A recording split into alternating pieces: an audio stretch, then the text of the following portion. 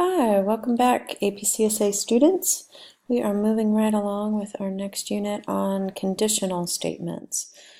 I have a little flowchart example here. I think we saw one of these before, but usually students can follow along. So how not to get things done, is it done yet? And so you see we have these branches, well, and here's yes, and just kind of a funny path. But so today with conditional statements, we're talking about these diamond shapes where there's a decision that need to be made, and based on that decision, I either want to go down one path or I want to go down another path. And it doesn't mean I won't come back up and have a possibility to go in another path. But for now, we're just looking at I want to take one of two or more paths. So here's some of the vocabulary we'll touch on today. If, else, conditional, a flowchart is what we were just looking at. Boolean expression, condition, and relational operators. So, like I said, a conditional statement provides a place where we can branch different directions in our code, where we may skip some statements and do others, or do certain statements based on a condition that is met. The simplified flowchart shows that sometimes when you have a condition, you may go in one direction and have some other work to be done. But sometimes if that condition is false, you don't really want to do anything at all. So that would just be an if statement. An if statement does not require an else. Here we have an if statement where we have a true path and a false, and depending on which path I take, I will execute different statements. So you saw examples of this when you were working through the J. Carroll summer assignment. So right towards the end, those last couple of units, 11 and 12, were on if and if else. This was one of the tasks, was to have Carol drop off balls, and when the dog has an opening here, it's supposed to drop 4 balls. And so you can see with this one you had to use conditional statements. So you had already done loops. We're going to wait to do loops a little later, so just a little flip-flopped. But when you run it, you can see that based on where the dog is, you had this if left is blocked. It would put 1 ball if it's blocked, and then if it's open, you had a loop to put 4 balls. So you've seen these a little bit, but it's a little different in the Carroll labs. So looking at the syntax of the conditional if else statements, this is the basic generic syntax. So we're going to replace this condition, of course, with a condition, and then in here are any number of statements we want to execute. So notice here in Form 1, the if doesn't have an else. So if the condition's true, I'll do these statements, and if this condition's false, I'll just keep going in my code to whatever comes next. Either way I come to what's next, it's a question of whether I execute these statements or not based on that condition up here. In Form 2, we have different paths. So if the condition is true, I will execute these statements. And if this condition is false, I'm going to execute these statements down there. So that's our basic if-else structure. And just remember, an if does not require an else. So just to talk a little bit about this terminology here, condition, and the statements are just normal statements. They could be another if inside there. It could be a print line. It could be setting a variable to a value. So there's statements can be anything, but this condition we want to talk about a little bit further. So the condition has to be a Boolean expression that itself evaluates to true or false.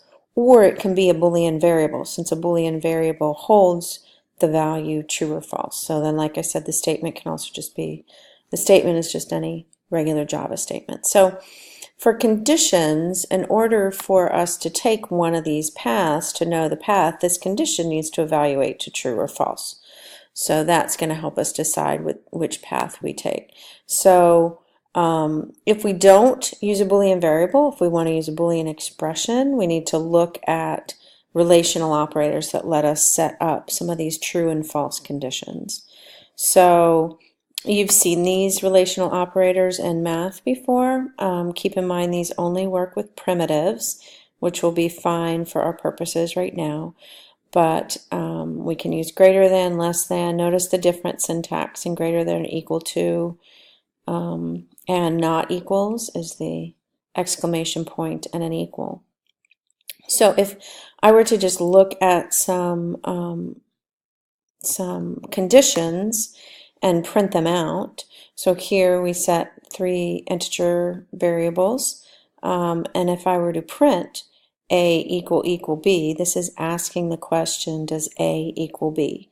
And if we look at A and B, they indeed look equal, so this would we would expect to display true. So this portion is a condition, and it has a value of true or false. So this is the type of thing that could be used inside of an if or an else. So again, this is going to be different than what you saw in Carol.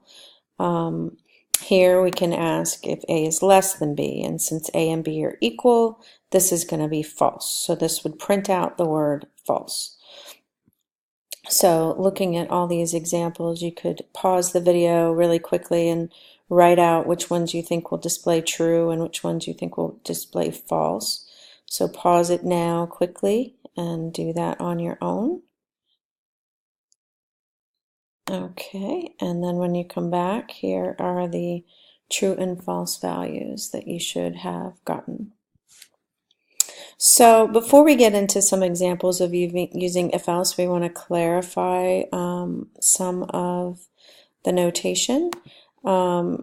Here is similar to the Carol example. So here we print out a message that says choose 1 to play or 2 to quit. And here we're reading in, so we would have had to make a scanner object called input in order to read this input. And then if the user's response equals a 1, so if this is true, we're going to say, oh, they want to play the game, right? Otherwise, or else, we're going to print out goodbye.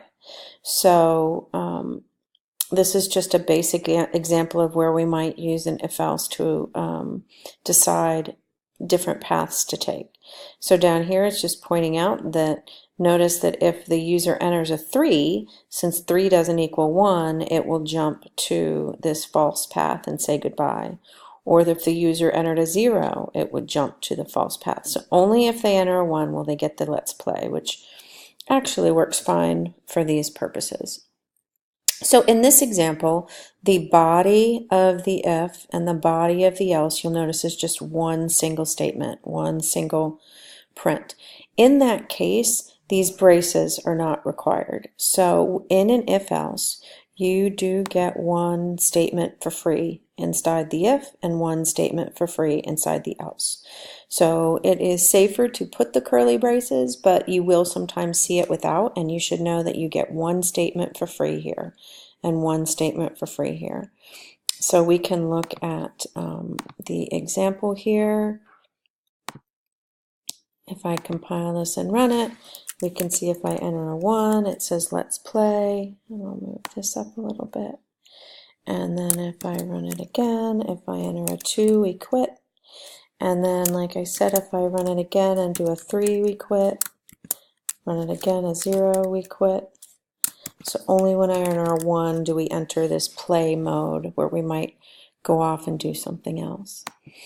So in the code example I just showed you, this did not have the curly braces around it. So one thing you want to be careful of if you choose to leave them off. So this would produce the same results as the one we just saw.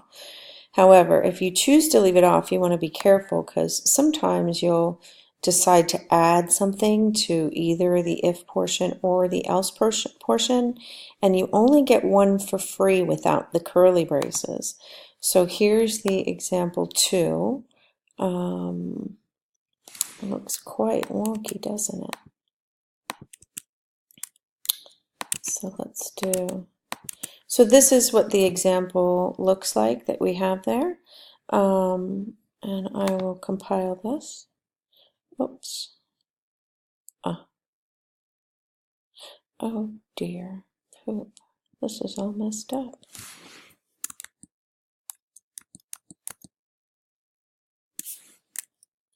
I deleted the if, didn't I? There we go. It's probably good for you guys to see that I don't always do everything. So there we go. There we compile.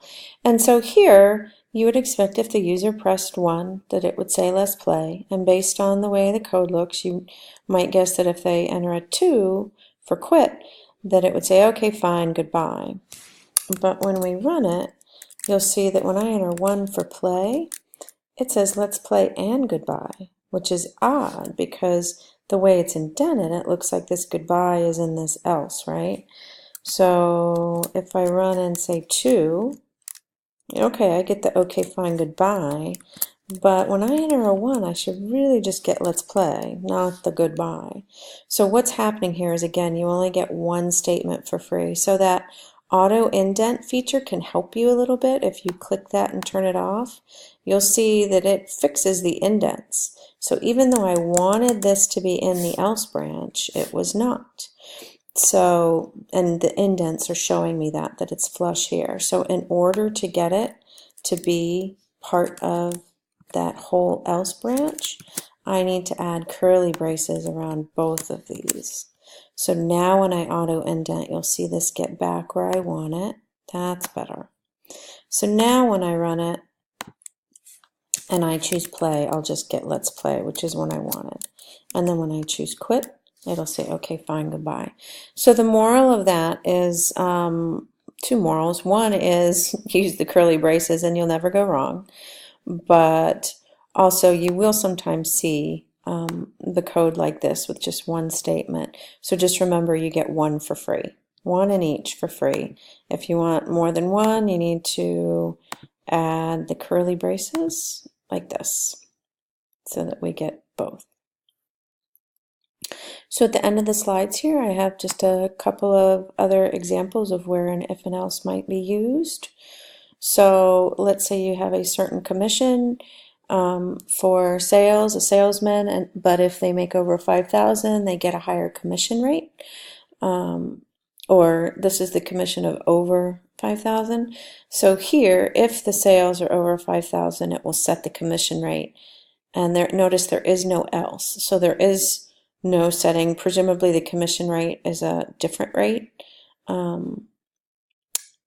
So here it increases by 10%. So prior to this, commission was probably just a 1, and here it's being increased. Oops, here it's being increased if their sales get high enough.